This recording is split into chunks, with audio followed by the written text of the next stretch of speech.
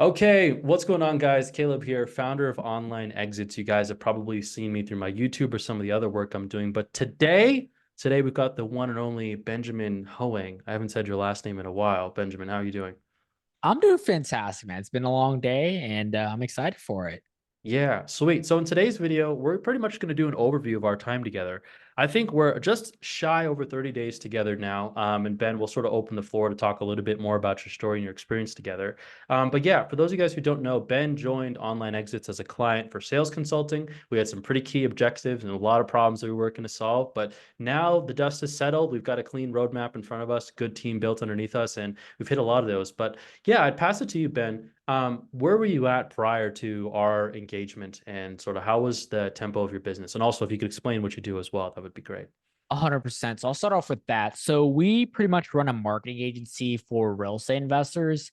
And the challenge we ran into before working with Caleb here was pretty simple. I just couldn't get I just couldn't get myself out of sales. We've tried to hire other sales recruiters. I've tried to build sales team myself, a little over 8 times. And I've quickly found out that I was solving the wrong challenges or constraints that I had.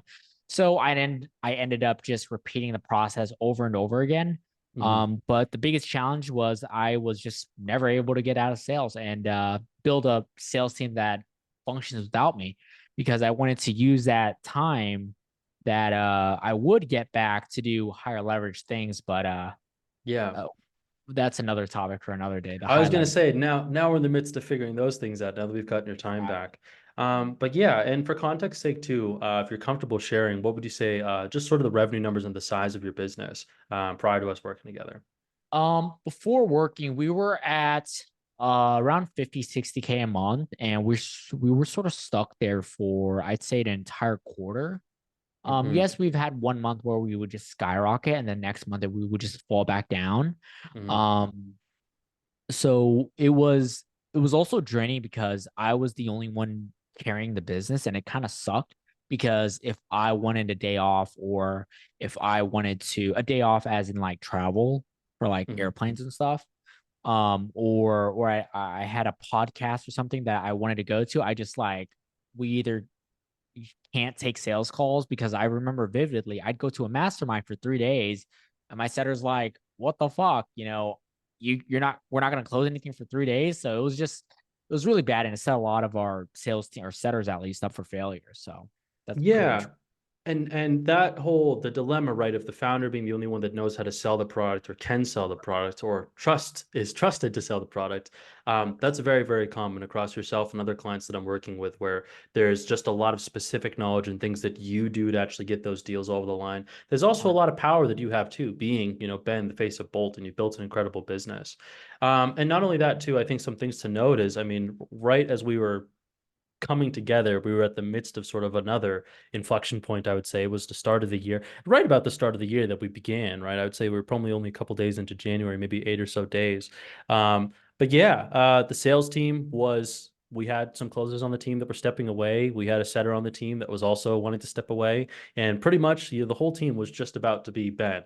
But Yup. yeah, and so with that, I would say, what were your expectations in working together? And then how was the actual experience? Expectations working together, it was pretty low in the sense where I'm like, let's just give it a shot and see what happens. Yeah. Just throw spaghetti at a wall and see what happens. And when it comes to experience, I would say it's really, what's the right word? I would say unrivaled. And here's what I mean by that.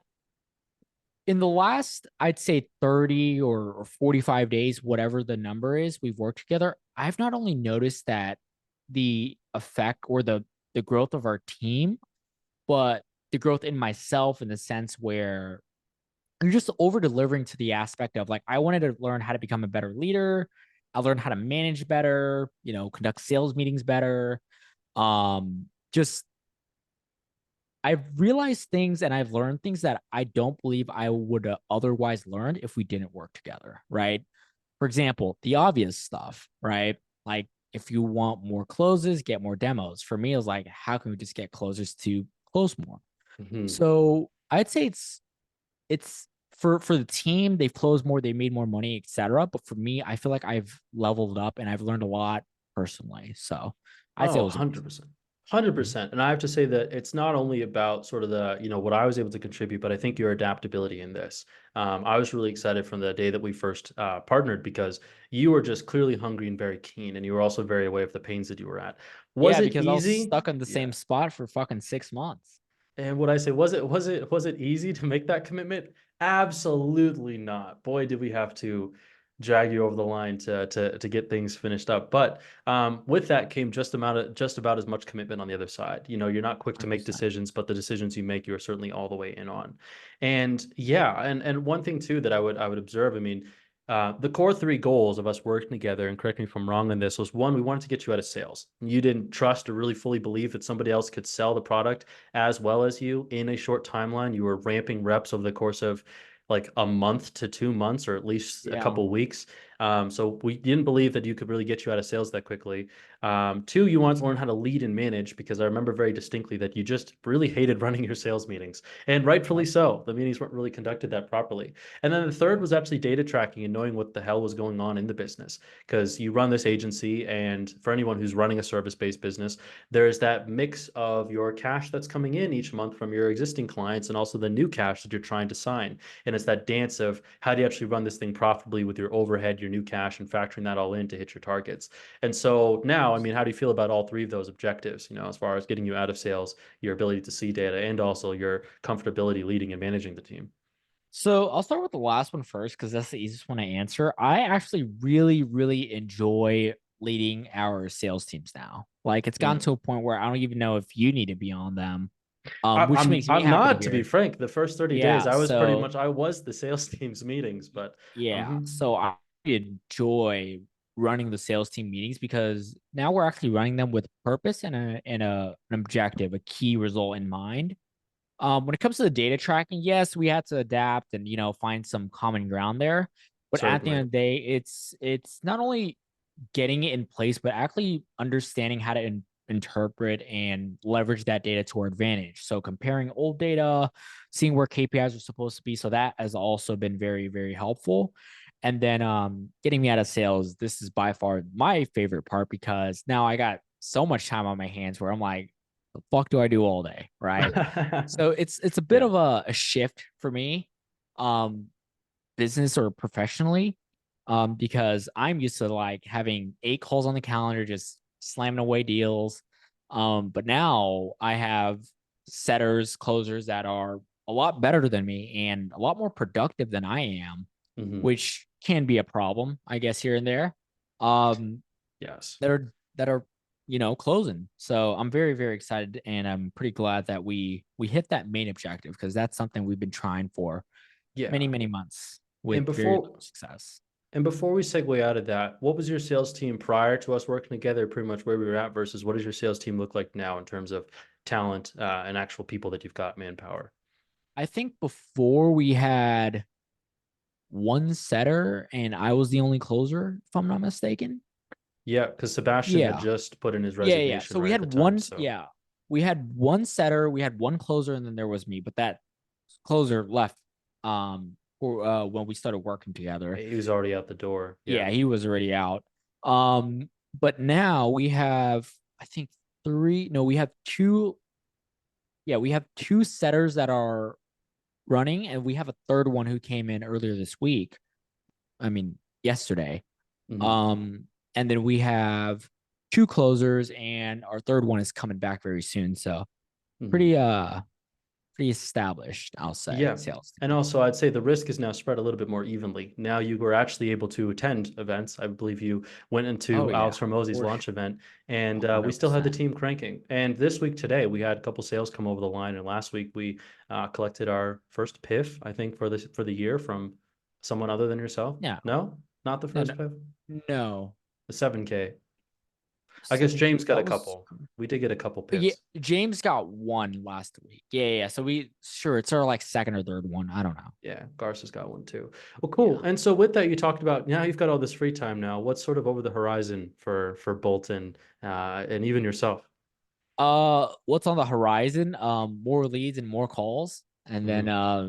the entire goal is scale that until we have our next constraint. And that next constraint, my guess, would be fulfillment. So once that constraint arises, you got to tackle that.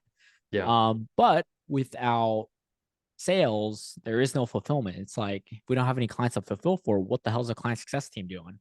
Right. So pretty much the goal for me is to blow up our entire sales team, literally, and yeah, have it run with minimal involvement from me. Yeah, sweet, love it. And closing note, what would you say for anybody who is skeptical right now? Because naturally, when Man, it comes to whoa, service providers, there's a yeah, lot because I of fear that comes up in terms of actually beginning a professional working partnership, and yeah. also I think trusting in the process that someone else might provide. So, what would you say to someone who is skeptical and on the fence of I don't know if I should, hand over my sales department or hand over my sales team? What would you say? Um, so I you're asking me to talk to myself because I was very, very skeptical. I mean, we were on what, 2 hours worth of calls. Yeah, So great calls, by the way. if you're Those were asking me fun. to tell myself what I like talk to my old self before working together, I'd say if you look at it from a positive as a potential versus risk, it is worth it every single day of the week because the downside is so low, but the upside, the potential is just so high. It would be dumb of you to not do it. So for me, I would say it's not even a risk. It's just like there is no downside. So just do it anyways.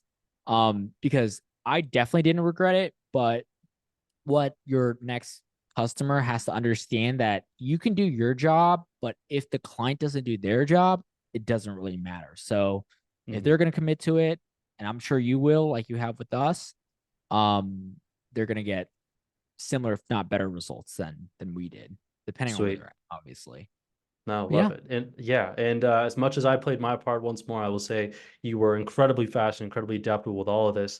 And yeah, it puts joy on my face to see, I think, how much more your team, follows your lead and I think respects your input and guidance. And also just you having a better dynamic over them because before it was like there was you and the sales team. They were two very different people. So, but yeah, yep, bright things over the head for future for Bolt and yeah, for anybody else who's got questions, well, hope you found this video helpful and wherever you're seeing this, go ahead, book a call, schedule a time. Let's figure out how we can make something happen.